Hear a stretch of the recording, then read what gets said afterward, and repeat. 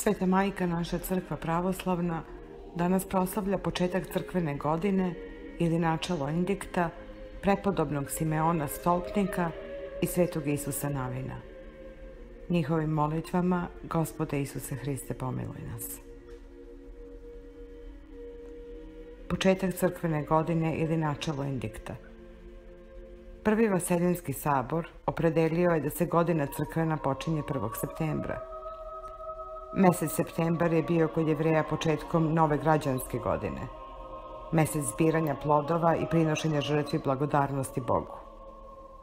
U vreme ovoga praznovanja Gospod Isus ušao je u sinagogu u Nazaretu, otvorio knjigu proroka Isaije i pročitao reči: Duh je Gospodnji na meni, zato me pomaza da javim evanđelje ništim, posla me da iscelim skrušene srcem, da propovedam zarobljenim otpuštenje i slepim prozrenje, da oglasim godinu milosti Gospodnje i dan osvete.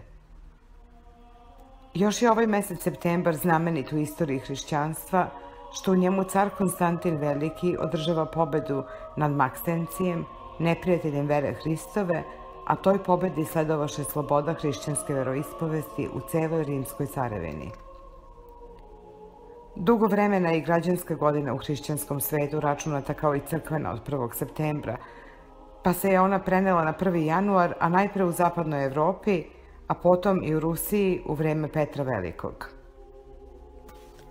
Prepodobni Simeon Stolpnik, rodom Sirjanin od seljačkih roditelja.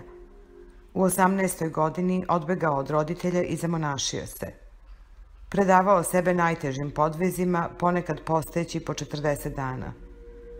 Potom se predade naročitom podvigu, dotle nepoznatom, naime da danonoćno stoji na stubu u neprestanoj molitvi. Njegov stub najpre bi visok 6 lakata, posle mu podigoše jedan od 12, pa od 22, pa od 36 i najzad od 40 lakata visine. Njegova majka Marta 2 puta dolažaše da ga vidi, no on je nehte primiti, nego joj sa stuba reče: Ne uznemiravaj me sad, majko moja, ako se udostojimo, vidjet ćemo se u onom svetu.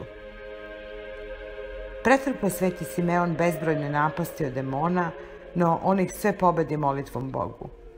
I sotvori svetitelj čudesa velika i mnogobrojna, isceljujući rečju i molitvom mnoge bolesnike. Oko njegovog stuba sticaše se narod sa svih strana, bogati i ubogi, carevi i robovi.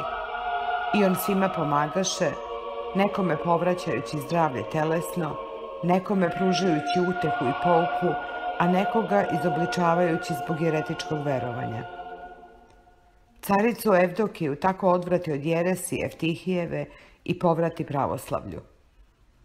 Podvizavaše se u vreme cara Teodosija Mlađeg, Markijana i Lava Velikog. Ovaj prvi stolpnik u hrišćanstvu i veliki čudotvorac, Simeon Sveti, požive 103 godine i upokoji se u Gospodu 1. septembra 459. godine. Njegove mošti prenesene u Antiohiju u crkvu njegovog imena. Sveti Isus Navin, vođ naroda jevrejskog posle smrti Mojsejeve. Jedini on i Halev ušli su u zemlju obećanu od nekoliko stotina hiljada Jevreja koji izađoše iz Misira.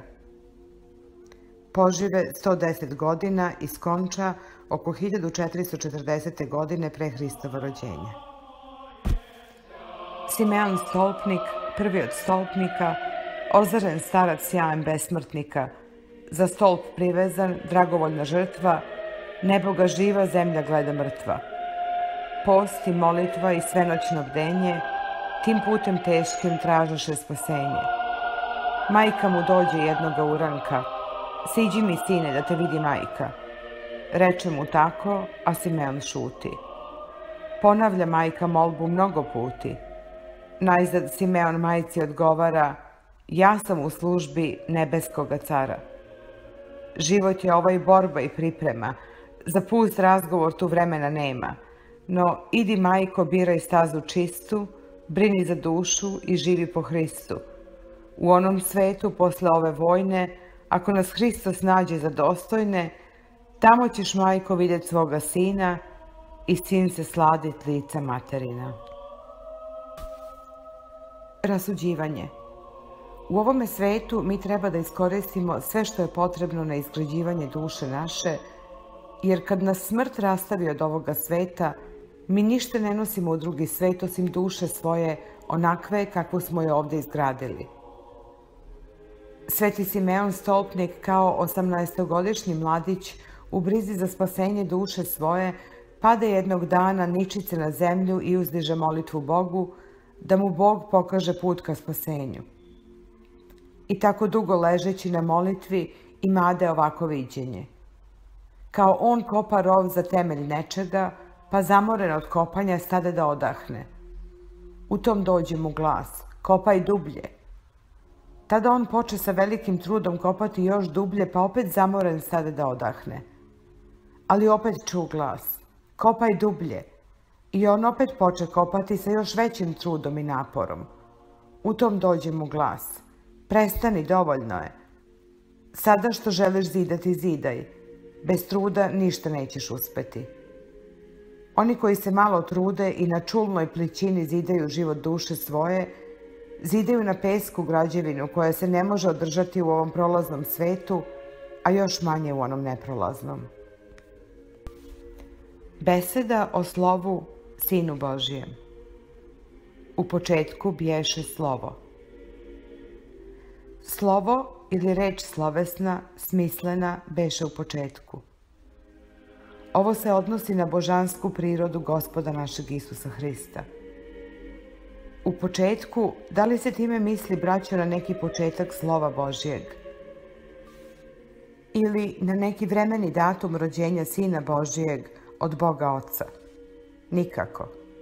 Jer rođenje Sina Božijeg ne može imati ni datuma, ni početka, pošto je vreme uslov samo onoga sveta prolaznoga i pošto ono ne dodiruje večnoga Boga, niti uslovljava sobom ma šta u Bogu.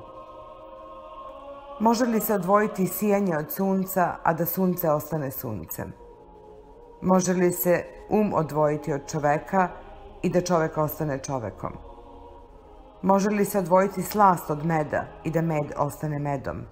Ne može. Još manje se može zamisliti Bog odvojen od slova svoga, od reči slovesne, od smisla svoga, od mudrosti svoje. Otac večni je odvojen od Sina svoga savečnoga. Nije, braće, ovde reč o počinjanju Sina Božijeg od Boga Oca, nego je ovde reč o početku početka istorije stvaranja sveta i spasenja ljudskog. Taj početak je u Slovu Božijem, u Sinu Božijem. On je počeo i stvaranje sveta i spasenje sveta.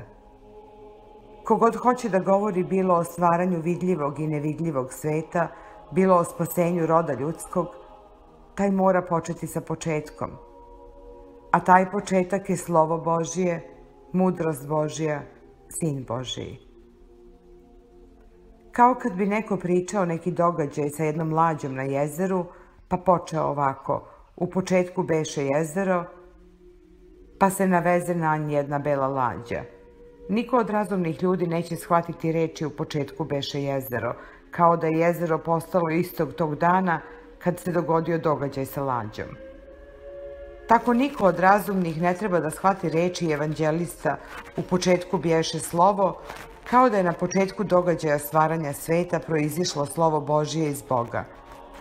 Kao što je jezero postojalo 1000 godina pre događaja s lađom na njemu, tako je Slovo Božije postojalo čitavu večnost pre početka stvaranja. O Sine Božiji, savečni Ocu i Duhu, prosveti nas i spasi nas. Tebi slava i hvala vavek. Amin.